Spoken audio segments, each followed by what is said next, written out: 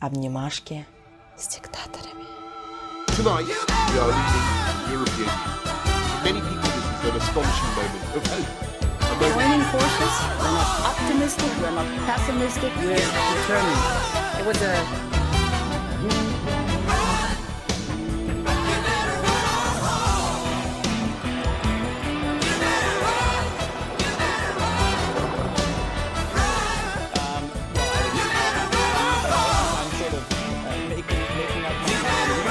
The Constitution is at the foundation of our republic's success, and we each strive not to lose sight of our promise to defend it. We will always protect patients with pre-existing conditions.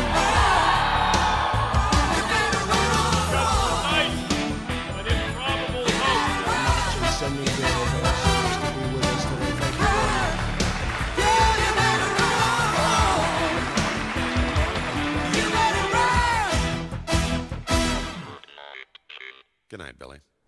Привет, друзья, это Владимир Милов. Спасибо, что подписались на мой YouTube-канал. Если еще не сделали этого, обязательно подписывайтесь, здесь будет интересно. И это передача о международной политике, обнимашки с диктаторами, где мы даем вам современный и глобальный взгляд на международную политику вместо той конспирологии или пропаганды, которую вы видите и слышите в интернете и по телевидению. И спасибо, что смотрите нашу передачу. У нашего канала уже больше 35 тысяч подписчиков, хотя мы запустили обнимашки с диктаторами всего лишь в конце октября месяца. Очень рады такому интересу.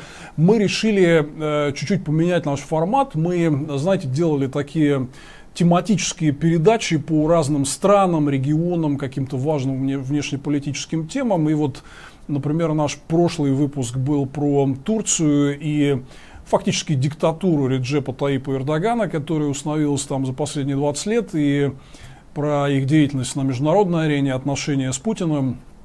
Если вы не смотрели, обязательно пересмотрите и обязательно ставьте лайк под нашими видео и расшаривайте их как можно среди большего количества ваших френдов. Но нас очень много просят комментировать всякие важные текущие темы, и вот мы, наверное, с вами поступим так, что мы будем через раз чередовать выпуски, которые будут посвящены вот такому дайджесту каких-то самых важных текущих событий, и более глубокие тематические выпуски, которые подробнее вам рассказывают о разных странах, регионах и внешнеполитических сюжетах. И вот сегодня как раз у нас будет такой дайджест, мы пройдемся по самым важным горячим темам текущего момента. И начнем, конечно же, с Брексита. Великобритания все-таки вышла с начала февраля из Европейского Союза. Очень многие спрашивают, и где же все драматические последствия этого. Вот сейчас мы вам подробно об этом расскажем. Ну вот и действительно то, что происходит сейчас, это, наверное, будет правильнее всего назвать фразой «рыжий мутит», потому что вот новый премьер Великобритании Борис Джонсон вместе с группой своих соратников, они ведут Британию по пути наиболее безбашенного выхода из европейского пространства, с таким наиболее жестким и бескомпромиссным разрывом связей с единой Европой, невзирая на тяжелые возможные социально-экономические последствия. Вот они двигаются по вот этому пресловутому пути обеспечения суверенитета. Вот как любит говорить наш всенародный правитель Владимир Владимирович Путин. Сейчас, вы знаете, он протаскивает в России поправки в Конституцию, где там очень много делается под соусом пресловутого суверенитета. Вот политики, когда эту гадость хотят сделать в современном мире, они начинают много про вот этот пресловутый суверенитет болтать и играют на таких примитивных шовинистических чувствах. Вот, к сожалению, вот эта зацикленность партии Тори и Бориса Джонсона на суверенитете, она угрожает реально сложными, тяжелыми последствиями. Вот мы сейчас с вами поговорим о том, что там, собственно, происходит. Ну, во-первых, конечно, Британия до конца из Евросоюза не вышла. То есть это вот то, что случилось вечером 31 января, это такой символический выход. То есть Британия формально покинула институты Евросоюза, но по взаимной договоренности там практически тот же режим, все существующие правила сохраняют свое действие до окончания 2020 года. Вот меня очень многие спрашивают, а почему там апокалипсис-то и час X так и не наступил, а вроде все как и было прежде. Ну, потому что они так договорились, что до конца 2020 года Кроме того, что Британия выйдет из органов управления ЕС, ну, по сути дела, в общем, ничего не изменится, и все правила останутся прежними. Что сейчас предстоит? Сейчас предстоит довольно сложный процесс переговоров, прежде всего по большому торговому соглашению между Британией и ЕС. Дело в том, что с выходом из Евросоюза Британия получает по правилам Всемирной торговой организации статус третьей страны. То есть против нее, поскольку нет никакого соглашения, которое это все регулировало бы, против нее вводятся те же таможенные тарифы и барьеры, которые действуют в отношении третьих стран, не связанных пактами о свободе торговли с Евросоюзом. А на то, чтобы заключить такой пакт, нужно время. Вот как раз сейчас об этом и идет речь. Да? И мы как раз в нашей передаче «Ноябрьская о Брексите» вам рассказывали, какой серьезный удар по британской экономике нанесет восстановление вот этих вот всех таможенных барьеров и тарифов. Британия почти половину своей продукции экспортирует именно на территорию стран ЕС, и больше половины британского импорта идет из континентальной Европы. Ну, то есть удар очень-очень серьезный, если вдруг на этом пространстве вот такой серьезной торговой интеграции возникнет огромное количество барьеров. Поэтому вот эти переговоры по торговой сделке, они предстоят достаточно сложные. Почему не просто добиться любой сделки о свободе торговли? Потому что все эти переговоры, они происходят между демократическими странами, то есть избранными политиками, у которых за спиной стоят какие-то там избиратели, да, которые, в общем, от своего округа, от своей страны делегировали их в парламент, в правительство принимать решения. И любая либерализация торговли означает потенциальную угрозу для каких-то конкретных рабочих мест. А вот у меня там где-то в Саксонии, значит, какой-то свечной заводик, он пострадает от либерализации торговых барьеров, потому что свечки будут покупать теперь в Канаде или там в Австралии, а не, как и прежде, значит, на нашем германском производстве. Да? Или вот самый яркий и тяжелый сейчас спор на торговых переговорах между Британией и Евросоюзом — это спор по поводу рыболовства, по поводу доступа европейских рыбаков в британские воды для осуществления вылова рыбы. Там проблема в чем? Что Британия же почти 50 лет состояла в Евросоюзе, и вот как бы проблема никогда не возникала, потому что, в принципе, экономически эти воды были общими, можно было типа там ловить, да? Но у Британии более богаты биоразнообразием и рыбным потенциалом территориальные воды, эксклюзивная экономическая зона.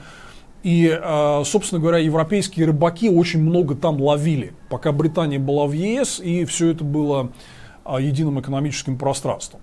Ну, сейчас Британия отделяется и говорит: это все наши воды, вы должны типа побегать за нами, чтобы получить сюда доступ.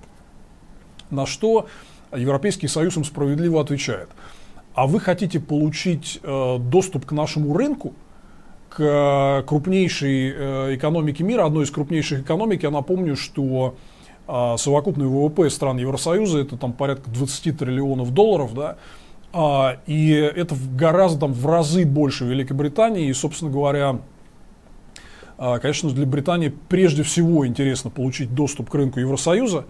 Евросоюз здесь в такой позиции, типа, ну мы еще подумаем, пускать вас или нет. Ну и вот европейцы естественным образом, они используют это как рычаг и говорят, типа, хотите получить доступ к нашему рынку, дайте доступ нашим рыбакам к вашим водам, чтобы они могли, как и прежде, там ловить. Но тут возникает богатырь Борис Джонсон, который говорит: нет, это теперь суверенитет, это теперь наши воды, вы, значит, тоже за нами побегаете. Да? Ну и вот они сейчас будут друг за другом в ближайшие месяцы вот по этому поводу бегать. Вопрос рыболовства, он приобретает остроту не в связи с тем, что это какая-то огромная отрасль, которая сильно влияет на экономику и Британии, и ЕС. Там, в общем, это какие-то единицы процента, да, составляет и в европейском, и в британском ВВП. Но это очень важно для прибрежных округов, у которых есть свои избиратели, которые голосуют за политиков, и, конечно же, они не будут голосовать за тех, кто, в общем, будет действовать вопреки их интересам. Поэтому, вот, несмотря на малый масштаб вопроса о рыболовстве, видимо, это будет один из самых острых факторов бадания между Евросоюзом и Британией на ближайших переговорах. Другая история, которая может помешать торговой сделке, это то, что Евросоюз говорит: по вопросам трактовки европейского законодательства о торговле и товарообороте должен играть свою роль Европейский суд справедливости, так называемый European Court of Justice. Вот здесь сторонники британского так называемого суверенитета, они прям очень жестко встают на дыбы и говорят: нет, никакие судебные органы Евросоюза не будут играть роль в разрешении споров.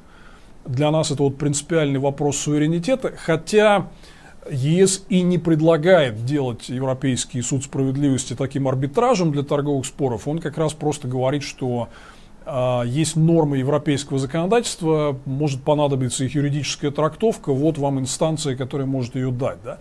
Но Джонсон и его команда Тори ничего не хотят о едином европейском суде слышать. Вот это один из вопросов, который может серьезно помешать торговому соглашению. Там еще много всего. Ну вот, например, Джонсон предлагает в качестве модели для отношений недавно заключенное соглашение о свободе торговли между Евросоюзом и Канадой, о котором мы вам рассказывали. Но здесь есть несколько важных «но». Обнимашки с диктаторами. Во-первых, переговоры по соглашению между ЕС и Канадой шли 7 лет.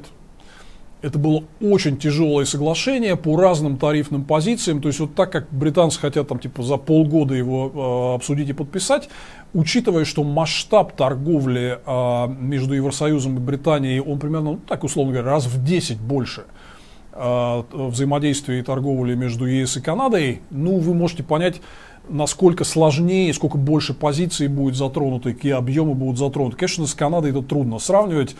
И еще такой момент, что соглашение с Канадой не регулирует сектор услуг, а это очень важная составляющая взаимного оборота экономического между Британией и Евросоюзом. Ну, финансовые услуги прежде всего и банки, там много всего, страховые, аудиторские и куча всего еще. Да? Вот, и, собственно говоря, таким образом сделка между ЕС и Канадой, она каким-то условным прототипом может и может служить, но там все гораздо сложнее. Вот до 30 июня, вот это следующая веха этого пути, ЕС и Британия в принципе должны по основным проблемным точкам договориться о будущем торговой сделки. Откровенно скажу, что вот сейчас меньше 5 месяцев осталось, мне это кажется совершенно нереалистичным. И вот до 30 июня стороны установили дедлайн, когда можно будет решить о том, что будет там продлен вот этот переходный период, больше времени выделено на переговоры. Но Борис Джонсон, как такой абсолютный хардлайнер, вы знаете, что он вот как бульдог вцепился, значит, в эту идею вытащить Британию из Евросоюза любой ценой. Он говорит: нет, я продлевать ничего не буду. Поэтому мы с высокой степенью вероятности идем к тому, что с 1 января будущего 2021 года Британия выходит из ЕС без торговой сделки, восстанавливаются все торговые барьеры и тарифы, и Британия просто по правилам ВТО получает статус третьей страны, где все вот эти межстрановые барьеры в торговле, они действуют как в отношении третьих стран, с которыми у ЕС нет никаких пактов о взаимной свободе торговли. Это будет огромный удар по товарообороту между Евросоюзом и Британией, и вот здесь, если это уже произойдет, то вот наступит очень многие из тех негативных последствий, о которых мы рассказывали вам в ноябрьском выпуске о Брексите. Пересмотрите его. И, собственно, Борис Джонсон к этому готовится. Он фактически уже отдал указания подготовить инфраструктуру для полномасштабного таможенного контроля всех товаров из Евросоюза на британской границе. То есть, по сути дела, британское правительство Тори готовится вот к такому неконтролируемому выходу из ЕС с восстановлением всех таможенных тарифов и барьеров. Это, в общем, такой достаточно серьезный удар по британской экономике. Но, кстати говоря, вот на самом деле в ноябре британское правительство, кстати, уже кабинет Джонсона, опубликовал официальную оценку последствий выхода из Евросоюза. И вот он оценивает ситуацию так, что даже если удастся заключить торговую сделку по примеру сделки ЕС-Канада, то есть это лучший из возможных вариантов, то все равно британская экономика будет расти существенно медленнее, потеряет там порядка 15% возможного роста по сравнению с тем, если бы Британия оставалась внутри Евросоюза. Это признает само правительство Джонсона. Ну а представьте себе, что будет, если Британия, в общем, окончательно выйдет из ЕС уже без сделки, и торговые барьеры будут восстановлены. Обнимашки с диктаторами. И, конечно, один из важных сюжетов – это резкий рост напряжения между Великобританией и Шотландией. Шотландия, на самом деле, давно уже давала понять, что она недовольна выходом из Евросоюза. 62% шотландцев и все избирательные округа на референдуме 2016 года в Шотландии проголосовали за сохранение в Евросоюзе. Более того, получается так, что шотландцев фактически обманули.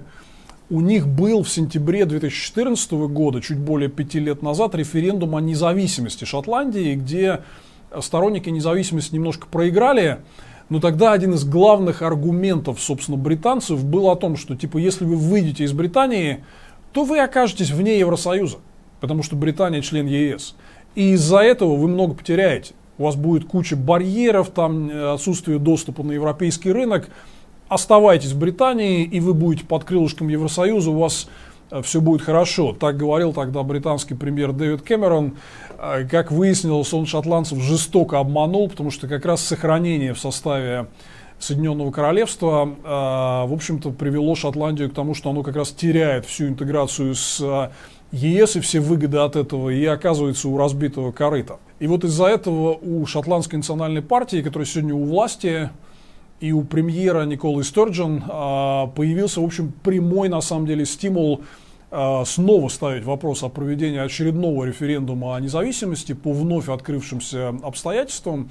И сейчас шансы на проведение такого референдума резко выросли, хотя британское правительство и Борис Джонсон отрицают, что такой референдум возможен.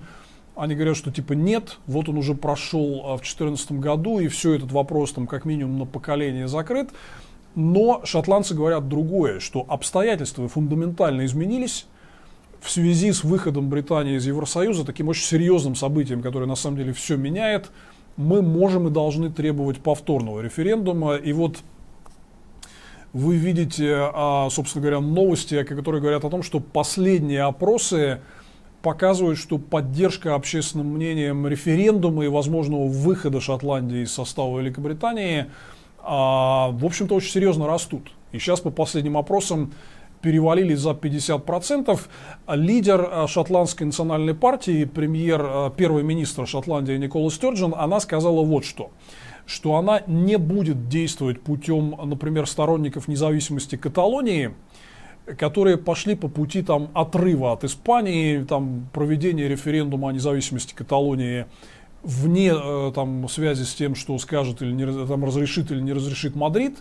Это привело к серьезной конфронтации и действиям испанского правительства по подавлению вот этих вот сепаратистских настроений. Мы еще про Каталонию сделаем отдельную передачу, но лидер шотландской национальной партии Никола Стерджен говорит, что я не хочу идти по пути каталонцев, я буду добиваться от британского правительства признания необходимости проведения нового референдума, потому что поддержка нового референдума в шотландском обществе растет. Мы демократическая страна, и британцы не могут бесконечно это игнорировать. Такой референдум все-таки придется провести. Вот мы за этим сюжетом будем следить, но риски отделения Шотландии от Великобритании вот после Брексита они сильно увеличились, и, конечно, это будет важным сюжетом на ближайшее время. Обнимашки с диктаторами. Еще один важный сюжет, о котором хотелось бы поговорить в этой связи, это вот вопрос о том, ну а появится ли все-таки в британской политике наконец какая-то современная, здоровая, ответственная, центристская политическая сила, которая, в общем, так стукнет по столу и скажет: ну, ребят, мы завели себя в какой-то сумасшедший дом. Пора из этого дела как-то вылезать. И вот мы рассказывали вам про британскую политику в одной из наших прошлых передач. К сожалению, там проблема в том, что главная оппозиция партии Тори, которая вот двигала Британию, к сожалению, к выходу из ЕС, это лейбористская партия, к сожалению, она подпала под влияние таких радикальных неомарксистов, прежде всего в лице Джереми Корбина, вот, уходящего теперь уже лидера партии, который с треском проиграл декабрьские выборы. И вот определенный шанс забрежил в связи с возможной сменой лидерства, потому что главным претендентом на то, чтобы возглавить лейбористскую партию, становится вот как раз теневой министр по Брекситу Кир Стармер, который, на мой взгляд, является очень интересным, перспективным политиком такого здорового центристского толка. Нечто, что ушло в последние годы из британской политики, потому что там было полно радикалов всех мастей, что на правом фланге у Тори и Борис Джонсон, там и тот же Доминик Раб, и Джейкоб Рейс-Мок, вот эти все такие чемпионы Брексита, да, которые абсолютно аррогантно и отмороженно себя ввели по вытаскиванию любой ценой Британии из ЕС. С другой стороны был марксист Корбин. То есть вот какого-то ответственного, здорового, современного, привлекательного центра в британской политике, в общем, мы не видели. И, возможно, таким шансом является приход Кира Стармера на пост главы лейбористской партии. Там еще предстоят выборы, мы это увидим. И вот, кстати, еще один очень такой адекватный и перспективный британский политик национального масштаба, это мэр Лондона Садик Хан, который, ой, сколько шума было в 2016 году, когда он выиграл выборы. И вот пришел левак, пришел сын пакистанских иммигрантов, наши ультраправые прям исходили бешеной слюной по этому поводу. Оказался блестящий политик, замечательный мэр Лондона, который правит, в принципе, в интересах всех лондонцев. И, собственно говоря, очень жалко, что его не было на британской национальной политической сцене все это время. Возможно, он был бы одним из тех, кто смог бы как-то удержать Британию вот от самых радикальных шагов по Брекситу. У него предстоят перевыборы в ближайшие месяцы. Мы вот как раз будем за этим сюжетом следить. Я лично уверен, что у Садика Хана большая перспектива на национальной политической сцене, в том числе и в лейбористской партии. Ну и вот пока в партии Тори не видно здоровых сил, которые могли бы ее вернуть на какой-то ответственный мейнстрим-путь. Оттуда даже внука Черчилля исключили за несогласие с вот этим радикальным отмороженным вариантом Брексита. Ну вот будем надеяться, что лейбористская партия все-таки такую цементирующую роль в будущем сможет сыграть. Будем за всеми этими изменениями следить. Другой важный сюжет последних дней и недель — это внезапно, ну, не совсем внезапно, в общем, долго ожидавший своего, но очень резкий политический кризис в Германии. Начался он с истории с региональной власти, регионального парламента в Тюрингии.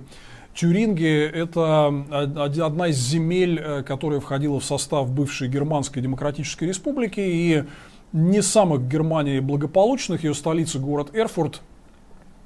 И, собственно говоря, там произошла такая мини-революция. Там вот на самом деле из-за этого недовольства такие мейнстримные германские политические силы, не очень популярные, и в последнее время там лидировали в вопросах две такие радикальные партии с ультралевого и ультраправого фланга.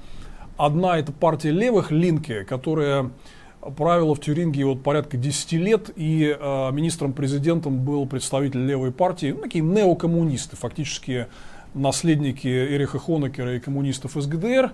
Вот министром-президентом Тюрингии был Бодо Рамелов, и его сместили с поста, и буквально с небольшой разницей одним голосом выбрали нового премьера, который номинально представляет либеральную свободно-демократическую партию, но у этой либеральной партии там рейтинг вот, где-то около нуля, да, на уровне проходного барьера. А основные голоса, которые поддержали его кандидатуру, принесла вторая, самая популярная в Тюрингии партия. Это крайне правая радикальная партия Alternative für Deutschland, альтернатива для Германии, АФД, которая, в общем, для многих мейнстримовых немецких политиков является табу. Потому что ее считают партией, которая, ну, можем напрямую назвать носителем возрождения ценностей, которые, к сожалению, привели Германию вот к ужасу и кризису 30-х-40-х годов. То есть вот это такой почвенный национализм, антиевропейские шовинистические настроения. АФД это всячески отрицает, говорит, нет, мы хорошие, пушистые. Тем не менее, это факт, что они являются антиевропейской партией, которая состоит в вот, альянсе другого рода таких же партий в Франции. Это вот Марин Ле Пен или Маттео Сальвини в Италии, да, и в общем, эта партия выступает с таких явно антиевропейских, антиглобалистских позиций, отрицает те ценности, которые доминировали на европейском континенте в течение 75 лет со времени окончания Второй мировой войны, и которые помогли сохранить единую Европу в мире и сделать ее беспрецедентно экономически успешной, и говорит: нет, это мы все уберем, мы за такую стандартную, но чуть более облагороженную версию почвенного национализма.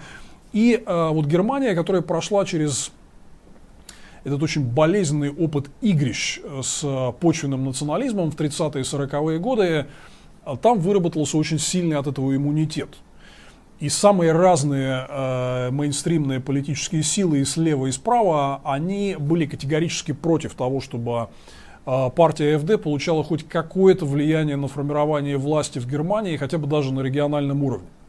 И, конечно, вот то, что ряд политиков и в Свободной демократической партии, и самое главное в Христианском демократическом союзе Ангелы Меркель поддержали вот фактически такую скрытую коалицию с АфД в Тюрингии, это вызвало в Германии очень серьезные политические потрясения. И вот два слова я сейчас об этом расскажу.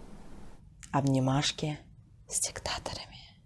Вот, собственно, политический кризис, новая волна политического кризиса в Германии, которая разразилась, была связана с тем, что христианские демократы в Тюрингии тоже поддержали вот эту неформальную коалицию с ультраправой АфД, и это вызвало прямо резкое осуждение и в германской прессе, и в Христианско-демократическом союзе, и в том числе со стороны и самой Ангелы Меркель, и со стороны ее преемницы на посту главы ХДС Аннегрет Крамп-Карренбауэр, и самое главное, партнеров по правительственной коалиции. То есть ХДС не единолично правит в Германии, а кабинет министров сейчас сформирован в коалиции с социал-демократами. Но они, конечно, просто взвились от бешенства, когда вот в Тюрингии христианские демократы фактически вошли в этот неформальный альянс с ультраправыми. Там возник большой скандал. Поначалу Меркель пришлось уволить одного из министров своего правительства по восточно-германским делам, который на самом деле публично поздравил нового вот этого премьера-либерала, избравшегося при поддержке ультраправых, с новым назначением. Но вот тут же за это был вынужден поплатиться уходом в отставку.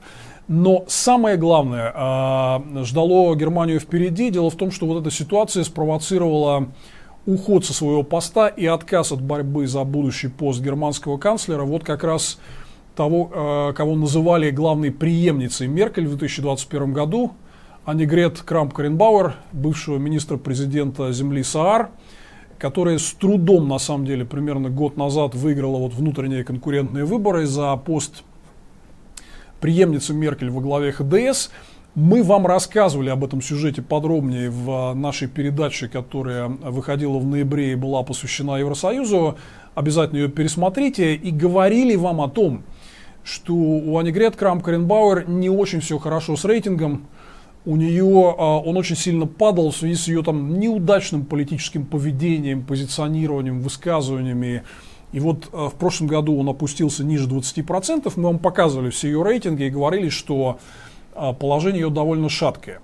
Поэтому, в принципе, сохранялся такой очень серьезный риск, что на самом деле на выборы 2021 года главную германскую партию Христианско-демократический союз все-таки поведет не она.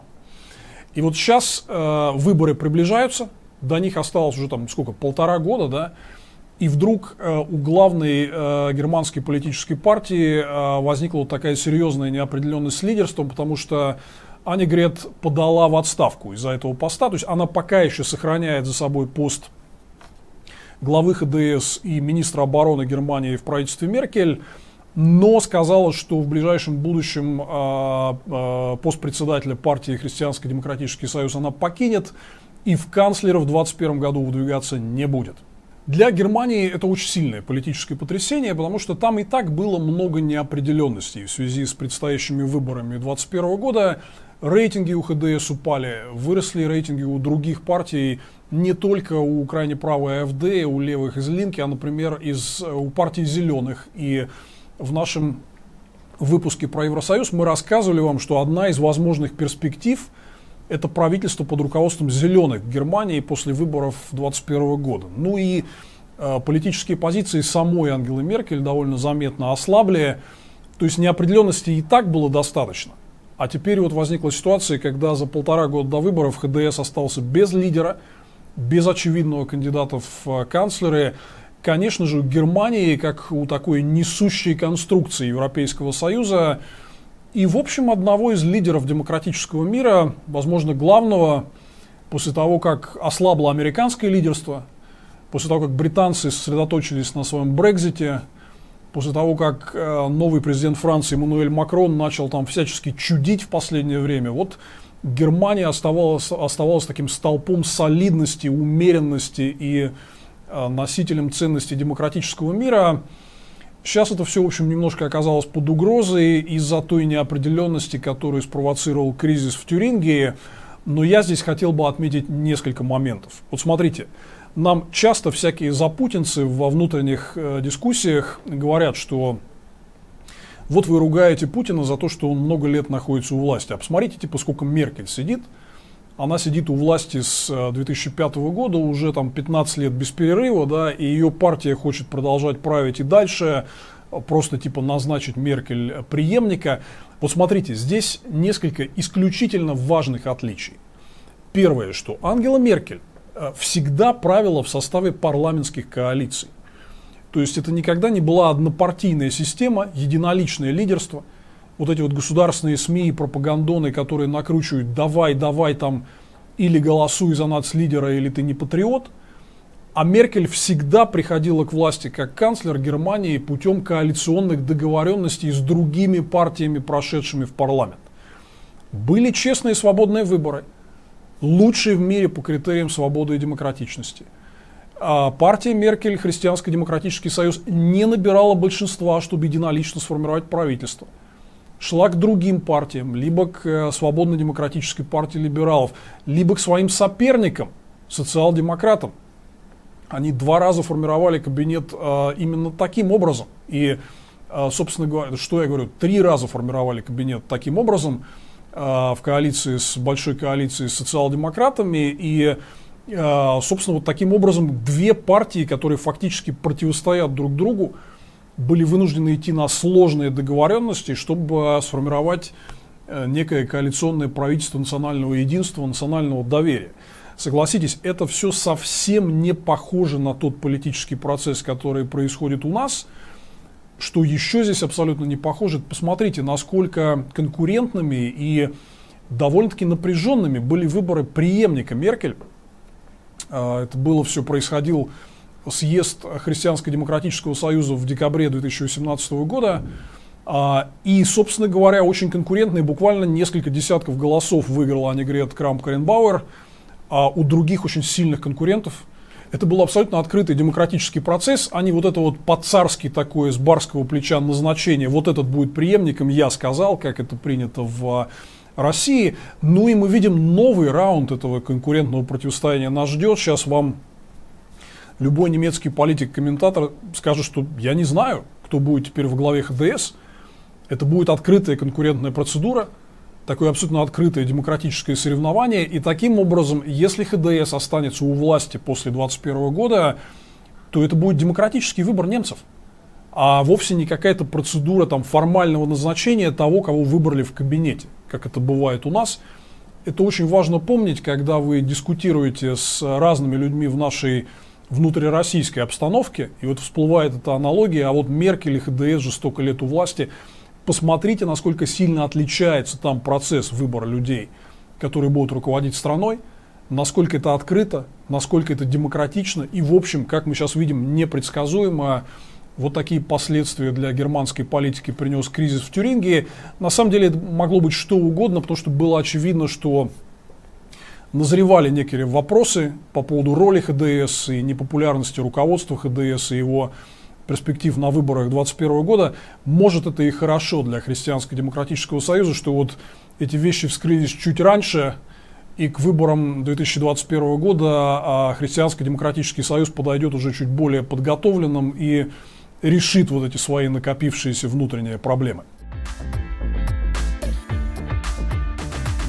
Конечно, мы не можем не сказать еще несколько слов об Америке. У нас была большая передача о том, что там происходит, и связанная с импичментом Трампа, и с президентскими праймериз в Демократической партии. Ну вот несколько апдейтов по поводу того, что произошло.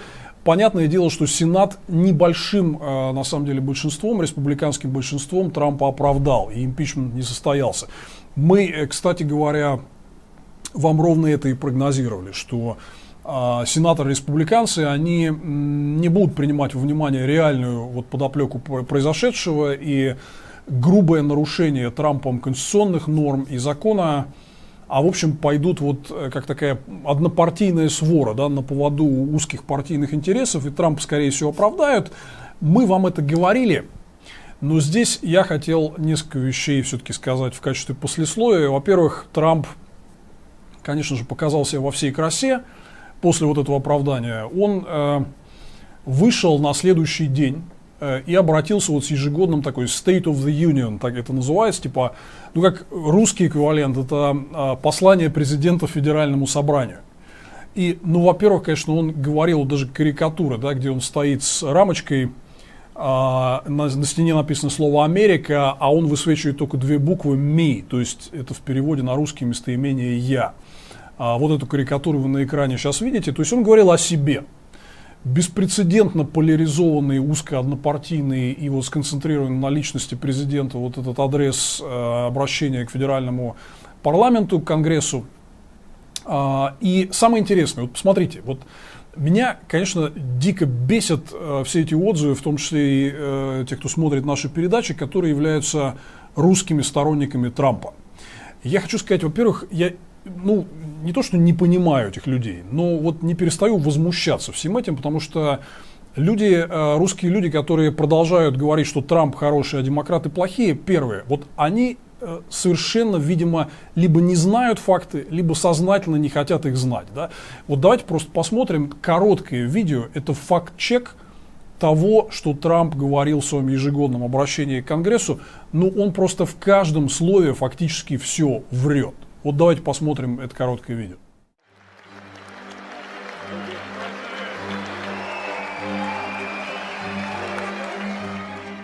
We will always protect patients with pre-existing conditions.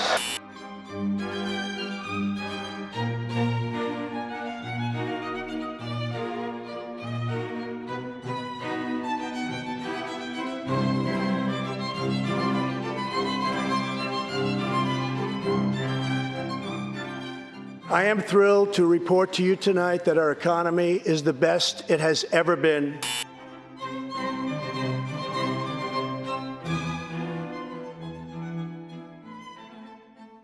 As we speak, a long, tall, and very powerful wall is being built. We have now completed over 100 miles and have over 500 miles fully completed in a very short period of time.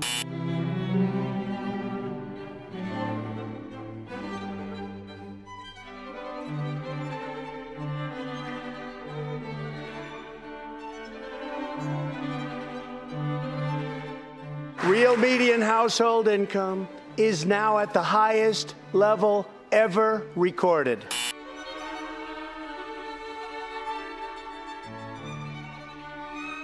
Under my administration, 7 million Americans have come off food stamps.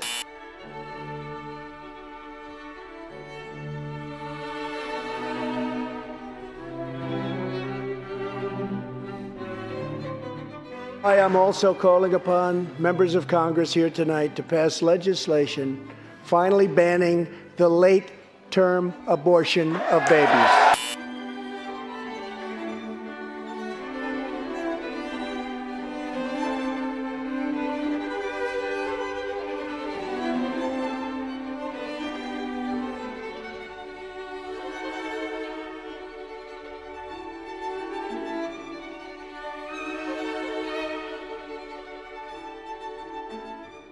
From the instant I took office, I moved rapidly to revive the U.S. economy.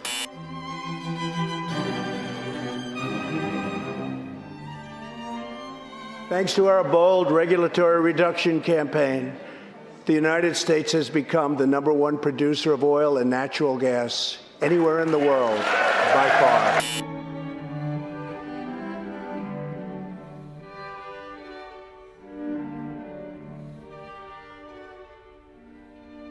As a result of our unprecedented efforts, illegal crossings are down 75% since May, dropping 8 straight months in a row.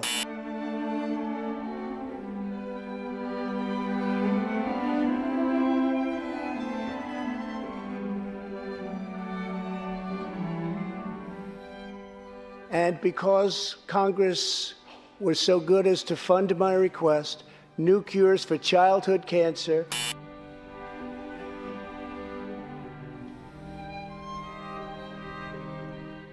we are working to finally end America's longest war and bring our troops back home.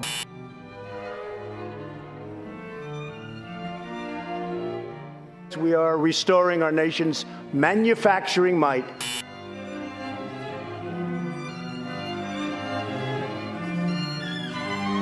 The unemployment rate is the lowest in over half a century. If we hadn't reversed the failed economic policies of the previous administration, the world would not now be witnessing this great economic success.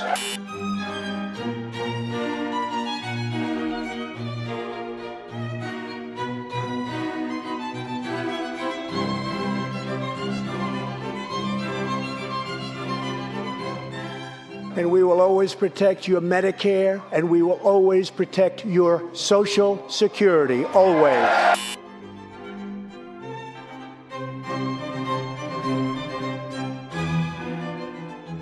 Last week, I announced a groundbreaking plan for peace between Israel and the Palestinians.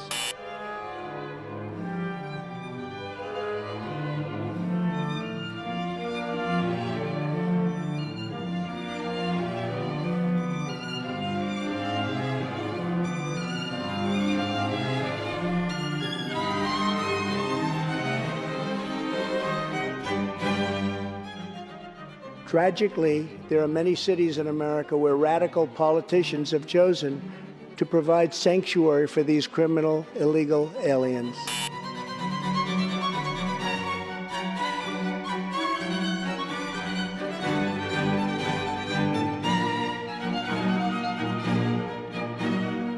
Today, the ISIS territorial caliphate has been 100% destroyed.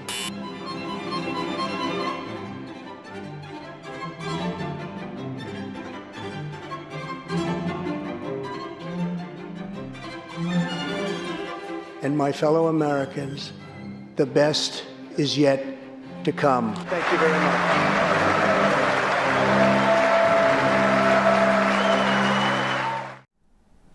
Вторая история, которая мне категорически непонятна, это вроде как, знаете, вот у нас есть люди, которые являются там типа на словах, как они говорят, противники Путина, сторонники, значит, там свободы слова, да, многопартийной системы, верховенства закона, что очень важно, да. Проводят и организуют какие-то даже митинги на эту тему на проспекте Сахарова. И вот просто человек, который прям гадит на глазах у всех на верховенство права, на многопартийную систему, на законность. Это вот президент Соединенных Штатов Дональд Трамп. Я напоминаю, что попытка импичмента ему была связана с тем, что он напрямую нарушил решение Конгресса о выделении помощи Украине, заморозил ее, поставив это в зависимость от того, что Украина начала бы политически мотивированные расследования против внутреннего соперника Трампа Джо Байдена. Да? Ну, то есть это просто нарушение вообще всего. Да? И вот здесь я, кстати, категорически хотел не согласиться с комментарием известного и очень уважаемого мной экономиста Константина Сонина, который написал про это пост и говорит, ну, знаете, импичмент это такая штука, он должен быть только когда есть прям очень-очень серьезная. Вот сейчас опросы показывают, что половина американцев типа согласны на импичмент, а половина нет. А вот если было 2/3, то тогда, значит, вот был бы серьезный повод, а так нет повода президента с должности отстранять. Ну, ребят, вы извините меня, а верховенство права как? Мы же все время здесь с вами говорим о том, что мы хотим построить там, в частности, Россию, основанную на принципе верховенства закона. Никто не может быть над законом. Ведь защита Трампа, когда выступала в Конгрессе и в Сенате, она же прямо так и говорила, что типа это просто нецелесообразно. Вот сейчас предстоят выборы, там избиратели решат, а типа сейчас решать этот вопрос здесь нецелесообразно. То есть действующий президент, получается, по их логике, стоит над законом. На него принцип верховенства закона не распространяется. Ну, ребят, вы меня извините, так работают диктатуры, так работают монархии. Вам может не нравиться демократическая партия, но вот у меня, извините, вот складывается впечатление, что у нас очень многие люди, они таких правых взглядов за оружие, за свободу рынка, за невмешательство государства там, и так далее, да, за биткоины там, и так далее. И вот они так зациклены на этой своей борьбе с людьми левых взглядов, которые там хотят чуть увеличить налоги, куда-то это перераспределить, что они, вот как, я извиняюсь, лошадь в наглазниках, видели, бегает на скачках. Вот у него глаза вот так вот закрыты, и она вот кроме этих своих леваков впереди, с которыми она борется, не видит вообще ничего. Ребят, снимите наглазники, посмотрите на 360 градусов вокруг. Есть огромный большой мир с кучей проблем. Вот это ваша всякая возня в песочнице и борьба с леваками, это не главный сюжет, который в мире сегодня происходит. В Соединенных Штатах президент и поддерживающие его партии ведут фактически страну к однопартийной системе, к наплевательству на верховенство права. Что там типа, как, что говорят опросы общественного мнения, есть закон. Избиратели решат, да, решат.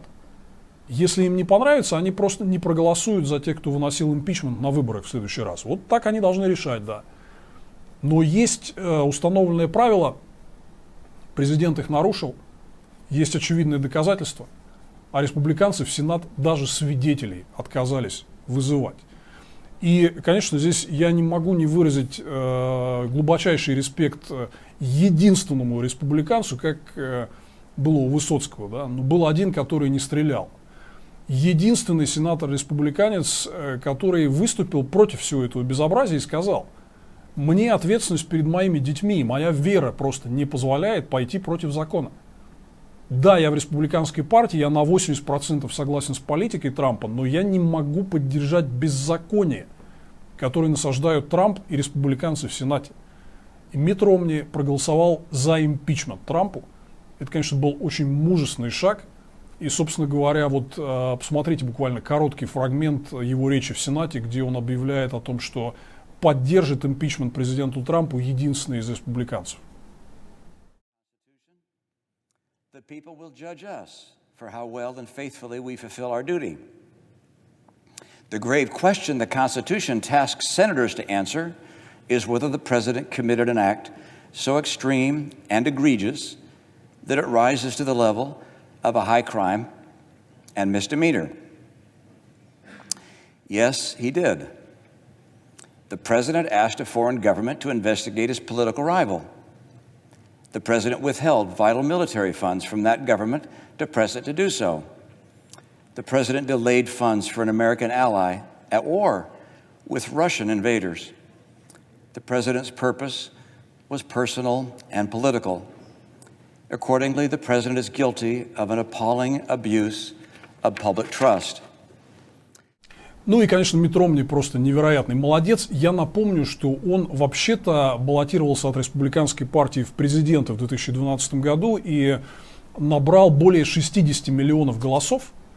Несмотря на все то оплевывание, которому он подвергается сегодня в республиканской партии. Кстати, интересно, там появилась такая группа, которая сейчас активно финансирует, там, в частности, агитацию и ролики на телевидении. Republicans for the Rule of Law. Республиканцы за верховенство закона. Вот нашим доморощенным фанатам Трампа надо бы поучиться вот у этих людей о том, как надо реально воспринимать реальность не через призму узких партийных клановых интересов, а через призму верховенства закона, о чем мы все время говорим применительно к прекрасной России будущего. Так вот, они, в частности, разместили такие вот плакаты. Смотрите, как выглядит настоящий патриот. И повесили там портрет Митта Ромни в штате Юта и в Солт-Лейк-Сити, откуда, собственно, Ромни избрался в Сенат. Ну, молодец, Митт Ромни, респект, что ему можно сказать. И вообще, знаете, вот я просто хотел завершить эту тему с импичментом одним простым фрагментом. Мы много тут спорим об американской политике, и вот многие люди как бы воспринимают вот эту адскую передрягу между двумя крупнейшими партиями, которые реально уже выходят за рамки законности и за рамки приличий. Воспринимают это как что-то нормальное. Типа вот такая вот межпартийная борьба якобы и должна быть. Ну, такое какая-то драка в грязи там, да, или рестлинг, значит, надо кому-то еще по лицу там хряснуть, да, вот как в парламентах стран третьего мира это происходит.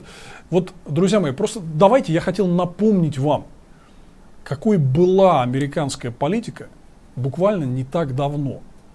Вот то, что вы сейчас увидите на экранах, это фрагмент из дебатов президентской кампании 1992 года между действующим тогда президентом Джорджем Бушем-старшим от республиканской партии, между будущим президентом Биллом Клинтоном, который шел от демократической партии, и независимым кандидатом Россом Перро. Вот буквально короткий фрагмент. Посмотрите, в какой теплой, ламповой, конструктивной обстановке они серьезно обсуждают вопросы, по которым, собственно, вот и предстоит развиваться стране в ближайшие годы. Без всяких там поливаний друг друга дерьмом, обзывательств, там, и обвинений в национальном предательстве. Вот насколько, конечно, деградировала американская политика за эти последние 30 лет, это ужасно. Вот два слова о том, как ее восстанавливать. I mean, you got to care. Everybody cares if people aren't doing well. But I don't think it's fair to say you haven't had cancer, therefore you don't know what it's like. I don't think it's fair to say, whatever it is, that if you haven't been hit by it personally, but everybody's affected by the debt because of the tremendous interest that goes into paying on that debt. Everything's more expensive. Everything comes out of your pocket and my pocket. So it's that. But I think in terms of the recession, of course you feel it when you're president of the United States. And that's why I'm trying to do something about it by stimulating the export, investing more, better education systems. Thank you. I'm glad to clarify. Tell me how it's affected you again. You know people who lost their jobs and lost their homes? Well, I've been governor of a small state for 12 years. I'll tell you how it's affected me. Every year, Congress and the President sign laws that make us do more things and gives us less money to do it with.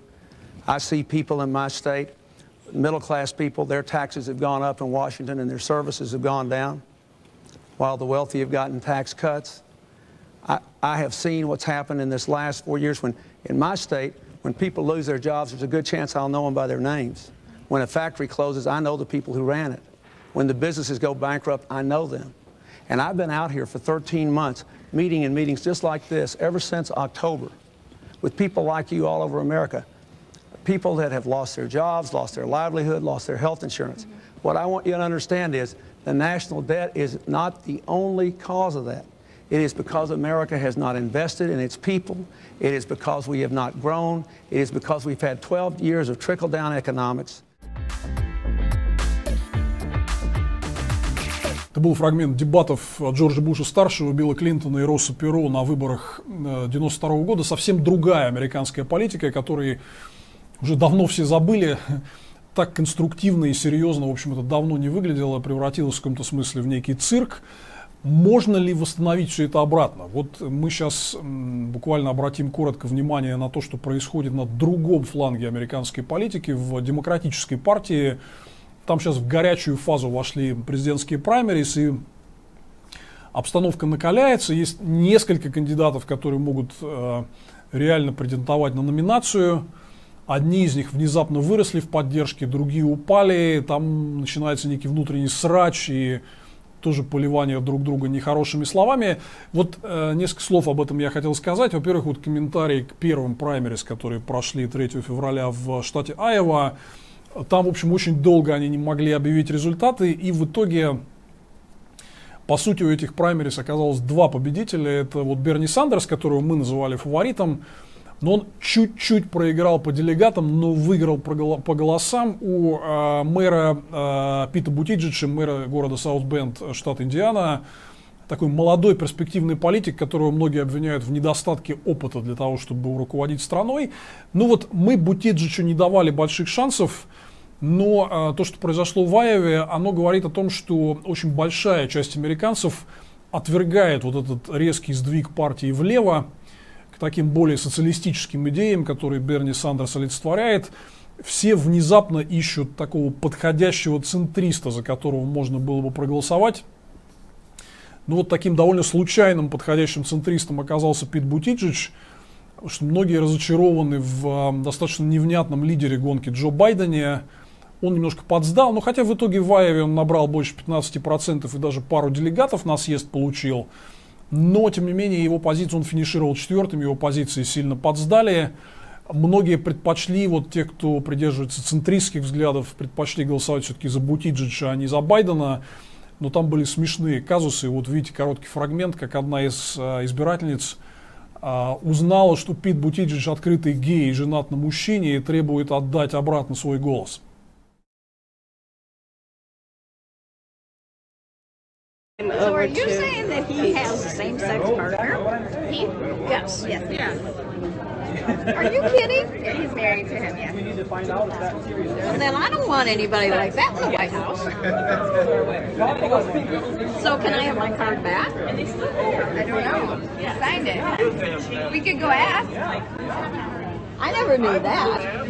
Well, so the whole point of it is, though, if he's a human being, right? Just like you and me, and should it really matter? That's what. Well, he better read the Bible. Забавный эпизод, который говорит о том, что есть целый ряд параметров, по которым Бутиджидж, возможно, неизбираем на федеральном уровне. Хотя вот в нынешней гонке, когда, еще раз повторю, сдал свои позиции фронтранер Джо Байден, вот избиратели начинают цепляться за такие вот другие альтернативы. Например, еще есть сенатор Эми Клобушар из Миннесоты, которая идет где-то на 5-6 позициях. Ну вот мне не кажется, что вот эти вот такие последние внезапные шаги с помощью вот какого-то поиска идеального кандидата составить альтернативу левому крылу Демпартии, мне не кажется, что все это имеет шансы на успех. Все-таки вот такого явно подготовленного кандидата с серьезным опытом, каким был Барак Обама в 2008 году, там среди них нет сегодня. И, скорее всего, это будет, как мы и говорили, такая длинная, вязкая борьба, пока вот все-таки, ну как ни крути, наиболее предпочтительными шансами выглядят шансы Джо Байдена. Хотя, еще раз, конечно, его компания потеряла энергетику, он немножко подсдал в последнее время. Что касается Айовы, то очень интересный там момент, что вот те округа в Айове, которые переметнулись, они голосовали в 2012 году на выборах за Барака Обаму, а в 2016 году переметнулись и проголосовали преимущественно за Трампа. Так вот, в этих округах Байден, который как раз 4-е место в целом занял в Айове, но в этих округах он выиграл. Это такой важный момент, который говорит о том, что вот для этих swing voters, то есть избирателей, которые меняют предпочтения, могут проголосовать либо за демократа, либо за республиканца, в зависимости от того, что он им предложит и кто им больше понравится. Вот для них Байден как раз наиболее приемлемый кандидат, чем для вот этих идеологически заряженных избирателей левого толка, которые голосуют за Берни Сандерса. Будем следить за этой гонкой. Я пока сохраняю свой прогноз, что по итогам тяжелой и вязкой борьбы там с не очень убедительным и большим преимуществом, но все-таки Джо Байден выиграет. Но посмотрим, как мы видим, эта ситуация стала довольно динамичной, и избиратели, симпатизирующие демократам, начали немножко метаться, потому что там нет очевидного фаворита у гонки. Очень хочется переиграть Трампа, тем не менее, и вот они пытаются в порядке вот этого последнего предпочтения, последней надежды все-таки вот из имеющегося пула выбрать кого-то получше.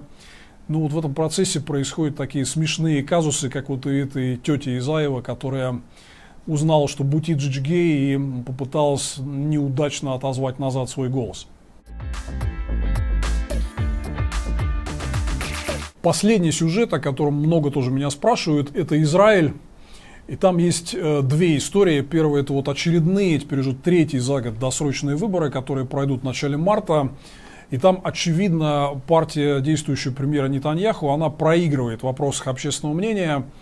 И все-таки есть высокая вероятность, что новым премьером Израиля станет Бенни Ганц, который представляет блок Кахоль-Лаван.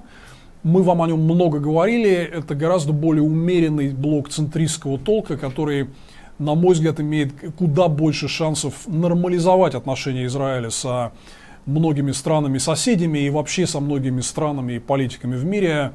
Нетаньяху, как я уже говорил, проводил слишком радикальную отмороженную линию.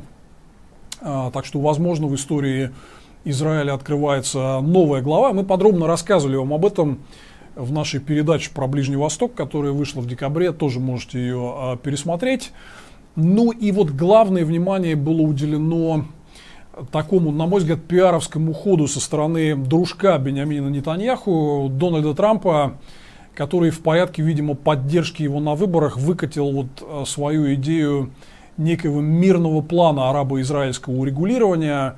Нетаньяху многие упрекали, что вот он как раз слишком агрессивную позицию к арабскому миру занимает, и вот ему нужна была какая-то идея, что не-не-не, я тоже там стеной за мир, как советское правительство всегда говорило, СССР оплот мира, да, вот Нетаньяху надо было продемонстрировать что-то подобное, и он прибег к помощи своего вашингтонского друга Трампа, который выкатил на публику в конце января некий мирный план по Ближнему Востоку, написанный в обстановке тотальной секретности. И, в общем, его зятем, мужем дочери Иванки Трамп, Джаредом Кушнером, таким мутным бизнесменом, который что-то там ездит по Ближнему Востоку, пытается вот договариваться и решать какие-то вопросы, пока довольно неудачно. Но вот он разработал этот якобы мирный план. Вот меня спрашивают, что это все значит. Да? Короткий экскурс в историю. Ситуация состоит в том, что там, начиная с 1967 года, да, мы немножко далеко сейчас уйдем, да, там, собственно, Израиль занимает целый ряд территорий, которые арабы считают своими. Бывшую часть Иордании, бывшую часть Египта и, в частности, Восточный Иерусалим. Да? То есть арабы говорят, что эти территории незаконно оккупированные по итогам войны 1967 года. Израиль говорит, что вы, арабы, на нас сами напали. Вот, типа, никто не виноват, там мы в результате заняли территорию, уже давно на ней живем, пора всем признать, что это наше. Там, на самом деле, сложный вопрос, кто на кого напал, хотя риторика арабских стран в 1967 году по отношению к Израилю, конечно, была очень агрессивной. Да? Но мировое сообщество в целом никогда не признавало вот этот суверенитет Израиля над западным берегом реки Иордан, над Иерусалимом, там, сектором Газа. Да? И это была официальная линия всего международного сообщества, в том числе, кстати, США, в течение многих лет. И вот пришел Трамп, который говорит: фигня. Я очень люблю Израиль в лице моего дружка Нетаньяху. Мне плевать на все, что было, плевать на международное право, на позиции других стран. Я вот признаю за Израилем эти территории. Ну, на мой взгляд, довольно очевидная история, что кроме Трампа и Нетаньяху особо не признает это дело никто. Собственно, все уже высказались, что этот мирный план, в общем, не имеет больших шансов, потому что, когда вы хотите достичь реального мира, то вы идете на контакт с противоположной стороной, садитесь за стол и говорите, типа, ну, ребят, давайте, вот есть некие там условные позиции, думать, как их сближать. Да? С палестинцами никто не разговаривал. Они, собственно, объявили вот законное международно признанное правительство в главе с Махмудом Аббасом. Они сказали, что они это даже рассматривать не будут.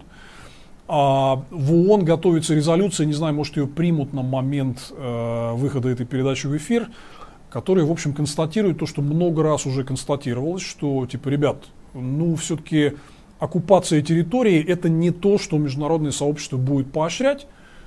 И если мы хотим куда-то двигаться, ну, надо возвращаться к границам 1967 года. План, который выкатил Трамп, он, собственно, продвигает довольно такую консервативную риторику таких ястребиных израильских кругов, что все, что мы захватили, это типа наше, это все признается за Израилем, что-то там отдадут Палестине, где-то дадут им столицу на географических пригородах Иерусалима и так далее. Да? Ну, понятное дело, что никого как урегулирование это устроить не может. И, собственно говоря, никаких перспектив у этого мирного плана, в общем, нет. Что мы видим по реакции большинства стран, никто, особенно этот так называемый трамповский план, поддерживать не будет. Поэтому мне кажется, что рассматривать это, там, кроме как исключительно пиаровский ход Трампа в поддержку Нетаньяху на выборах, вряд ли стоит. Я думаю, что вот по вопросу серьезных мирных переговоров между Израилем и арабским миром, Ну, надо посмотреть, что будет по итогам вот выборов, которые пройдут в Израиле в марте. Если к власти придет новый премьер Бенни Ганц, возможно, это откроет новую страницу для мирного процесса. Возможно, мы увидим какие-то вот реально двусторонние переговоры, не закулисные посиделки трамповского зятя Кушнера где-то там на Ближнем Востоке, а реальные серьезные двусторонние переговоры между арабами и Израилем. Выйдет из этого что-то или нет. Там не только к Израилю есть вопросы, там, конечно же, агрессивная арабская риторика и власть Хамас в секторе Газа.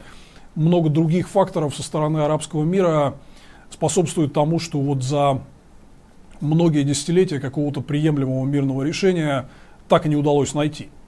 Но я думаю, что все-таки, знаете, вот так, если сказать там, прямо, да, Израиль все-таки в этой ситуации такой старший брат.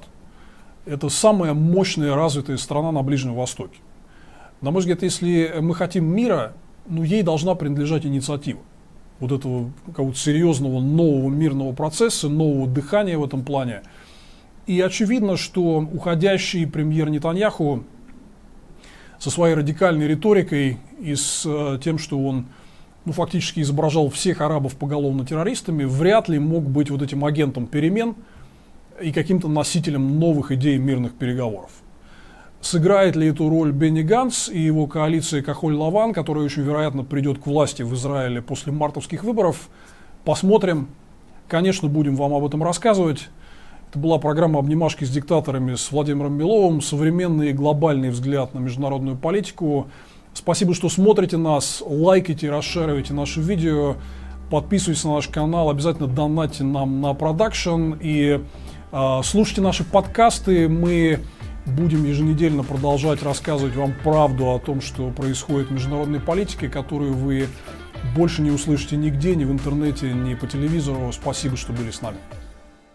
Обнимашки с диктаторами.